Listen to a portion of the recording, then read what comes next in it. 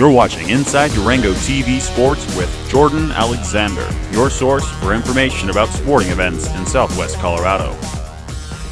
Welcome to Inside Durango Sports. I'm Jordan Alexander. Fort Lewis Lacrosse took on Mercy College on the Ides of March in the two teams' first ever meeting in school history. The inaugural matchup will be one to forget for the Skyhawks, as their New York opponents emerged victorious 10 goals to 8. Coach McDonald saw early turnovers from the midfield and a subpar offense as the cause for the Skyhawks' defeat. Contrary to the final score, the Skyhawks led the shot statistics 12-8 at the end of the first half, with the score tied 4-4. Despite outshooting Mercy, Fort Lewis proved to be less clinical with the lower shot-to-goal ratio. The Mavericks took an early lead in the second half with 3 goals, only to be answered by scores from the Kvidra twins and Brooke Wineland to tie the game again at 8-8. The teams played into overtime, and a Mercy goal in the second minute and another in the third sealed their victory and handed Fort Lewis its first loss of the season. Abby Kvidra and Marissa DeCecco had 2 goals apiece. Ali Kvidra, Brooke Wineland, Jessica Norby and Ellie Carpenter each had the single scores. Goalie Alyssa Spencer made 5 saves for the Skyhawks. After a day's rest, Fort Lewis returned to Durango to play against Rockhurst University on St. Patrick's Day. To say the Skyhawks beat Rockhurst would be an understatement, with a score of 23-1. Fort Lewis conducted an absolute massacre. Within the first 10 minutes, Coach Kelsey McDonald's women in gold scored 10 unanswered goals.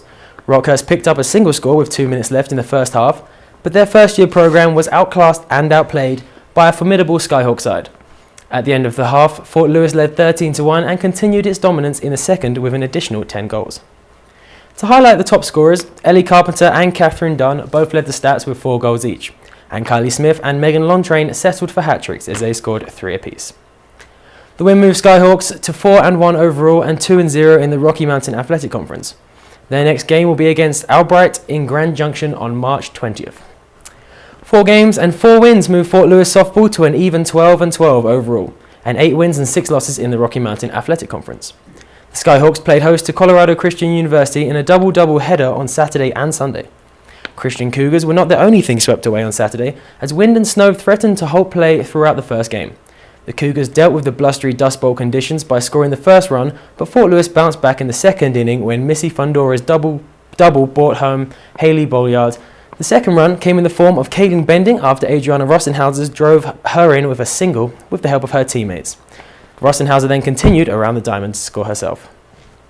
The Skyhawks scored runs in the second and third inning.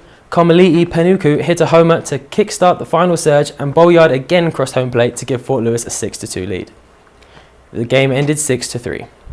Victoria Johnson showed why she was chosen as last week's Skyhawk of the Week. She earned her first win of the weekend with 2 earned runs on 6 hits and a modest 10 strikeouts. Not bad. The winds come for the second game of the afternoon, and the Skyhawks fought back from 3 runs down to beat the Cougars 7-3. The fourth inning proved to be the inning of action for the Skyhawks, as they scored all their 7 runs off just 6 hits. The highlight of the spree was Destiny D. Herrera's 3-run home run to score herself, Rodriguez and Rossenhauser. Katie Watkins commanded from the circle. She earned the win with 3 runs on 8 hits. Coach Kira Zita's squadron of Skyhawks went into Sunday's game full of confidence and full of home runs, as D. Herrera hit her 5th Grand Slam of the season to give Fort Lewis an early lead. The second home run came in the third inning, with Mindy Thompson struck big to drive in Rodriguez to make the game 6-1 in Fort Lewis's favour. Colorado Christian responded with 2 runs of their own, but too little, too late. The win marked Johnson's second win of the weekend. She allowed 3 runs on 8 hits and just 1 strikeout this time. Olivia Goldberg relieved Johnson for the final 2 innings and kept things tidy with no runs off 5 hits. In the final game of the 4-game series, Kylie Reike pitched her way to Fort Lewis's first shutout win.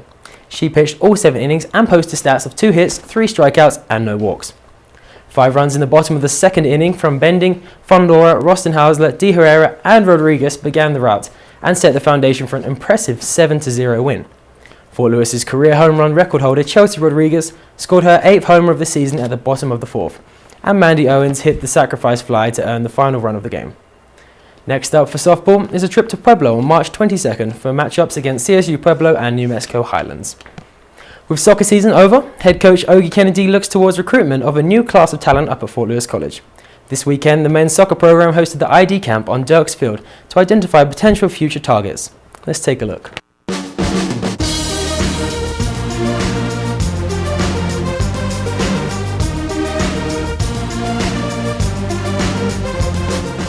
It's gone really well. We've had a good response. Players coming in from all over, so we're really happy. And so far, the level's been really good this morning. We've had 2 ID camps in the past. They're the first 2 that we've done, and we've actually ended up taking players who've come and joined our full roster. So, there's definitely an expectation that hopefully we're able to find a player.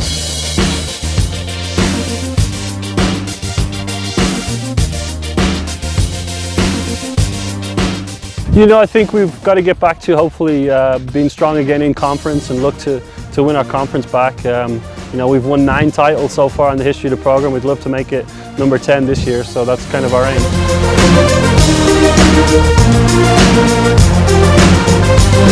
I think it's great for them because it gives them an indication of the level that they need to get to and what they're trying to aspire to be at. It's also good for our guys to compete and try and keep hold of the spot that they have on our roster. So it makes for good competition all around. Takes me back to my first college soccer days. Very exciting times for those boys, and we can look forward to the start of the new season come September. I know I will. Last week on Inside Durango Sports, we introduced our new SOS section, or School of Skills. Each week, a member of the Durango Sports Elite will teach you sports skills fundamentals. And this week, we managed to sneak Fort Lewis Soccer's Luke Lawrence away from the ID camp to teach us a juggling trick known as the Around the World. Hello, I'm Luke Lawrence. Fort Lewis men's soccer. I'm going to teach you how to do around the world.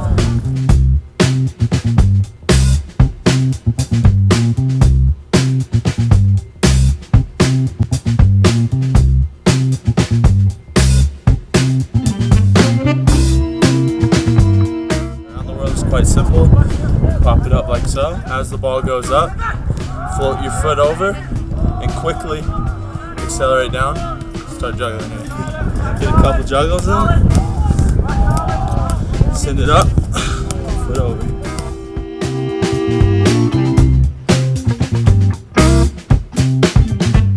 Those are the fundamentals of performing around the world. I'm Luke Lawrence. I'm on Fort Lewis men's soccer. Back to you, Jordan.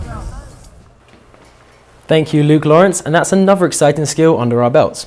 Next week, we will have a treat for all the golfers out there, as FLC golf captain Brian Schlichter teaches us how to execute the perfect drive. So that wraps up another episode of Inside Durango Sports. Join me next week for more sports news from around the greater Durango area. For Inside Durango Sports, I'm Jordan Alexander. See you next time. Thanks for watching Inside Durango TV Sports. Tune in every Thursday for more sports headlines.